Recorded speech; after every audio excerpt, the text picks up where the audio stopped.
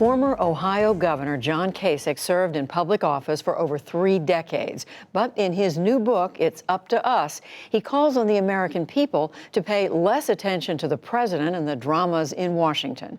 Instead, Kasich urges individual Americans to focus on the ability each one has to move their community and the country forward.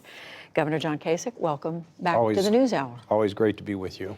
So I do want to ask you about the book, but I first want to ask you about the news of the day. And you have made some news yourself. You said today that you have now come around to the view that President Trump should be impeached by the House of Representatives. Why?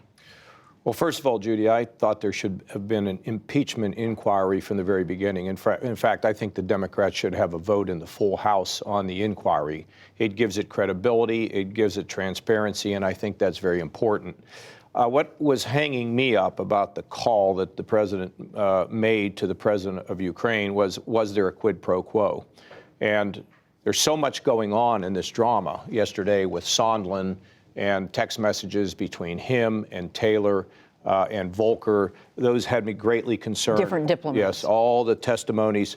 But when Mulvaney said it's absolutely true that we withheld aid until they agreed to go back and do an investigation of the 2016 election, withholding aid from a country like Ukraine that lives in the shadow of Russia, who's got troops on their land, there's no excuse for that. But none. As you know, though, Mick Mulvaney said then, he said again today, hey, there's political influence in American foreign policy. Get over it. In fact, the Trump campaign is now today selling T-shirts with get over it. Yeah, well, look, it's one thing for a president to be able to pull aid from a country based on public policy, but it's another thing to say, to dangle aid, vital military aid, over the head of a nation that's fighting literally for their survival. And so, and based on politics, based on just, you got to go do this investigation we want.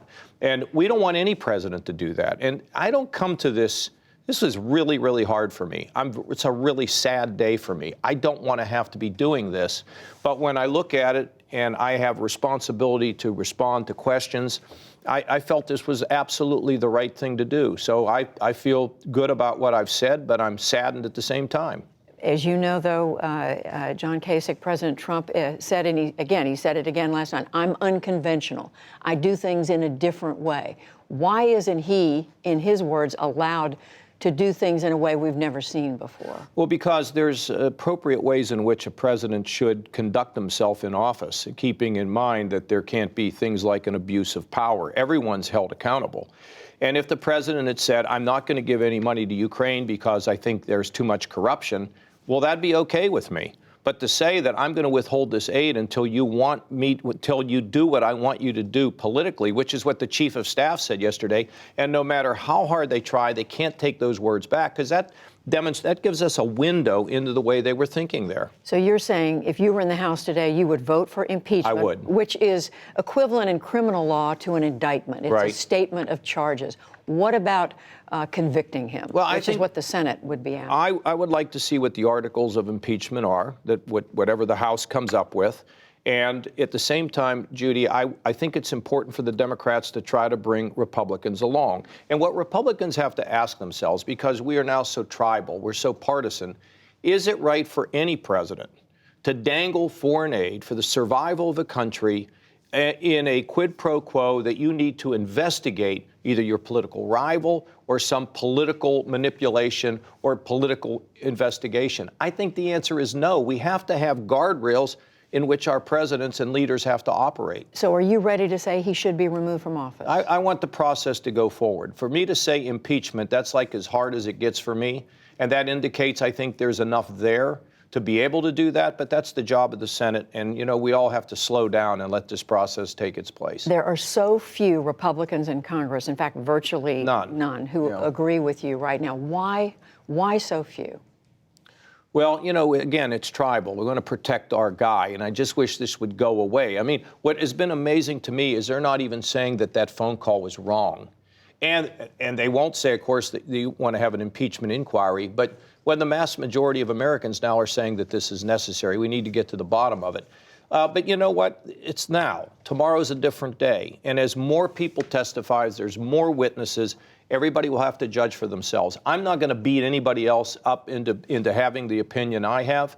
It's just that, look, it was so hard for me to vote to impeach Clinton when he was up, and I struggled over that, but I decided to do it. This is not the area of government that I like to focus on, scandal and impeachment, but we all have our responsibilities to do and say some things that even when we have to get out of our comfort zone. And in fact, your book is about don't focus so much on Washington. The title is It's Up to Us.